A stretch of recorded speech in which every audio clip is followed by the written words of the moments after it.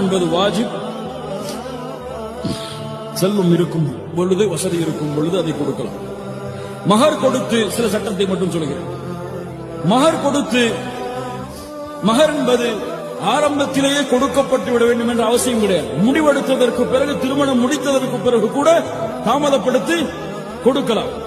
திருமணம் முடிப்பதற்கு முன்னால் மகரை முடிவெடுக்காமல், அந்த கணவனும் மனைவியும் சேர்வதற்கு முன்னால் அவர் இறந்து விட்டால், அந்த பெண்ணுக்கு அல்லது தலாக் விட்டு விட்டால் அந்த பெண்ணுக்கு பாதி மகர் செல்லும். அதாவது திருமணத்திற்கு முன்னாடி மகர் முடிவெடுக்கப்படுது.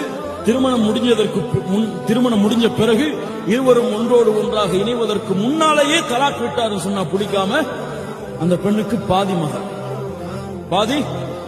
மகர்.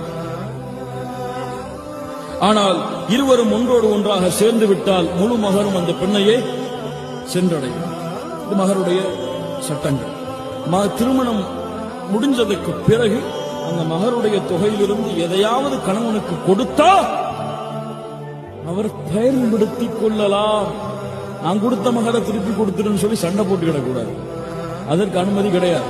அது பெண்ணுடைய ஹக். அந்த பெண்ணுடைய தந்தை அதற்கு சொந்தம் கிடையாது.